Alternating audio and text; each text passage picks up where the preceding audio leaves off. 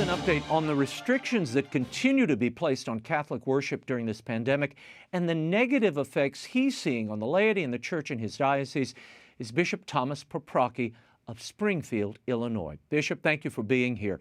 I want to begin with a recent essay you've written. It's called Social Shutdowns as an Extraordinary Means of Saving Human Lives. It was published in Ethics and Medics. In it, you write, the distinction between ordinary and extraordinary means of preserving life is important. For if a means is extraordinary, that is, if the burdens outweigh the benefits, then it is not morally obligatory and should not be coerced by state power. In the face of a pandemic, we do have a moral obligation to shut down our society, require people to stay at home, put employees out of work, send businesses into bankruptcy, impair the food supply chain, and prevent worshipers from going to church? I would say no. Why do you say no, and what negative effects do you see stemming from these shutdowns? Well, as I was reflecting on what we did over the last 6 months or so, it just occurred to me that this was really extraordinary. You know, we shut everything down, told people to stay home, don't go to work, don't go to school. We even closed our churches and don't go to Mass, don't receive communion. And the word extraordinary just kept coming back to me. And then I recall that word from my studies in medical ethics. And Catholic medical ethics makes this distinction between ordinary and extraordinary, going back to Pope Pius XII, when he talked to Catholic physicians and anesthesiologists in 1957. And he made that distinction. It said, we have to use ordinary means, but we don't have to use extraordinary means. And I think many of us have faced that with people in their elderly years, who they're dying and or terminally ill, and we're wondering, do we have to give them every possible treatment and give them a feeding tube and hook them up to all kinds of machines and IVs? And we say, no, that's extraordinary. So my thought was, well, if that applies to individuals, what about society as a whole? And the more I thought about that, the more I thought, you know what, we don't always take extraordinary means. And I use the example in my essay about traffic fatalities. We've had over 35,000 people die every year since 1951 in traffic accidents. And if we were concerned about, we have to do everything to prevent anyone from dying, well, then we should shut our highways. We should not get in our cars. But we don't do that. We have to get to work. We have to get to school. Our lives have to go on.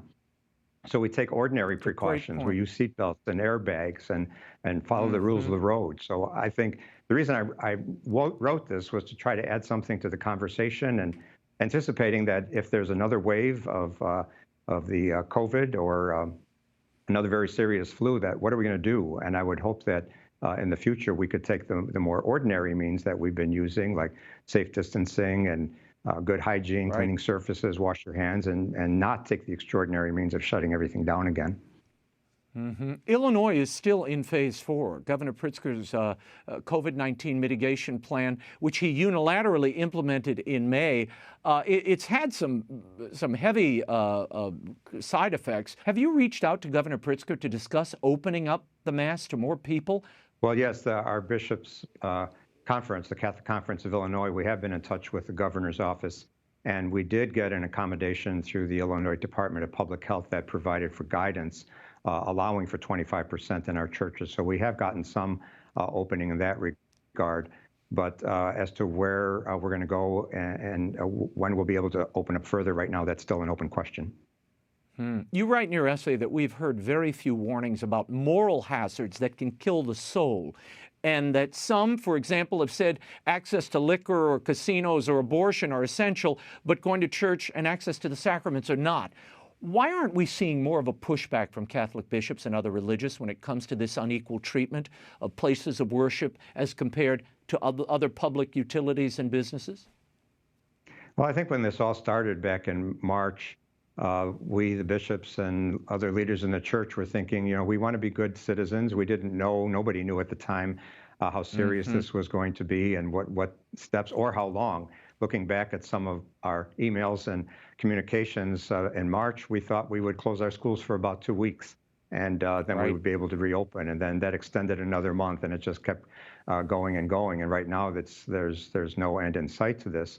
So I think as we looked at that, and then also saw situations where Nevada, for example, people can go to the casinos, and in most places you can go to these big supermarkets, and with no limits on the number of people there apparently, but with very severe limits on people coming to churches. So I think that the response at the beginning was very cautious, but I think as this goes on, I hope that we'll speak out more, and that's one of the reasons why I wrote this piece, so that hopefully add to the moral vocabulary. I hear a lot of people, talking about this and sort of the generic terms or anecdotal terms about why we need to get back to school, and our Catholic schools are reopening again. And when I hear from teachers and parents and even students, it's unusual to hear students saying they're happy to be back in school, but we're doing that, and we can do that.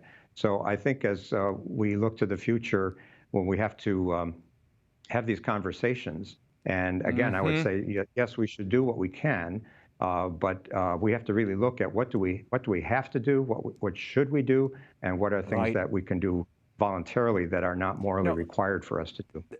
No, this is an important theological, moral component that you've injected into this debate, because too often, as you said, we see the slogans, do the right thing, do the moral thing, stay home. Well, that may not be the moral or right thing for a whole group of people, and certainly for society as a whole. Now, a couple of weeks ago, Archbishop Cordileone in San Francisco led a procession following the Eucharist, or carrying the Eucharist, through the streets of his city. They passed City Hall under the banner, "We are essential, free the Mass." Now this week, Mayor London has finally agreed to allow indoor masses of up to 50 people. Have you considered, or the bishops of Illinois, holding a similar type of procession to open up the Mass to the people and give your people access to these sacraments that are essential? Yes, we have considered that. I would say that from what I hear and see, that the restrictions have been a lot more severe in California, so I commend Archbishop Cordileone for doing that in San Francisco. Right now, we're at 25% in Illinois, and we still have the dispensation in place for people not to go to masses. So right now, we're not being strained with that. So I would say that we do have to look at the moral issues that are involved here. We also have to listen when people say follow the science. Which science do you follow? Because if you talk to an epidemiologist, rightly, they're going to say what you should do to avoid contagious disease. But there are other sciences. If you talk to pediatricians or child psychologists, they'll tell you, for example, children need to be in school. And so we follow that science in terms of why we've reopened our schools. So it's a very complicated situation, and there's a lot of nuances to this. So I think that it's just important for us not to respond with slogans and think that that's going to answer all the questions. I love that. It's a good place to end, and I love the balance you're inserting into this conversation. Bishop Thomas Paprocki, thank you for your time. Where can people find your essay? They can find my essay. It's on our website for the Diocese of Springfield, Illinois. It's just dio.org. Perfect. Thank you so much for your time. You're welcome.